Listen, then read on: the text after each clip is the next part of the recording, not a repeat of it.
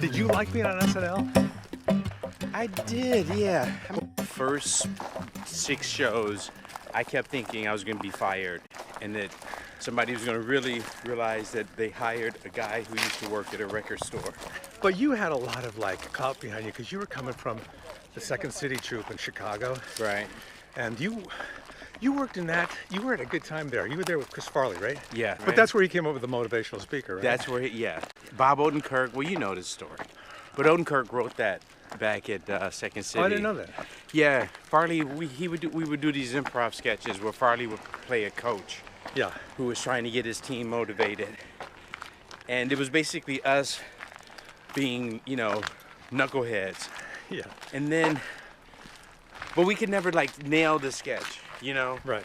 And then Odenkirk went home one night, came back, fucking wrote the sketch word for word as people know it. Was he the Chris Farley that we knew on SNL back then? Yes. The only thing that changed was that he had more money. He sort of validated ideas that I had, because it was hard. Hardest thing for me as a writer was to say, here's an idea I have. Even like at the pitch meetings and shit, like on Monday nights was the most nervous I would be all week. But Farley was like one of the first people to really say, I like your idea. Well, I remember when he got off the elevator with his brother and his mother, and he was so googly-eyed and pulling up his pants and like a little kid in a candy store. And you guys all knew him. I didn't know who he was, but I could tell that there was some magic there. Yeah. And then we kind of saw what happened. Farley was fucking money, He was, yeah. They called me or sent me an email for the Eddie Murphy show. Yeah. And asked me if I was going to be in New York, that they wanted me to come by the show.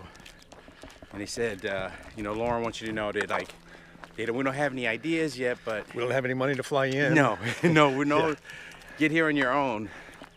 But they're trying to get as many blacks as possible, black comics. But name black comics. Yeah.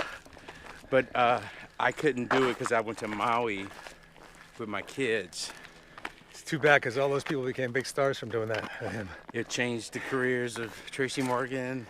Who do you think will go back and host SNL first, you or me?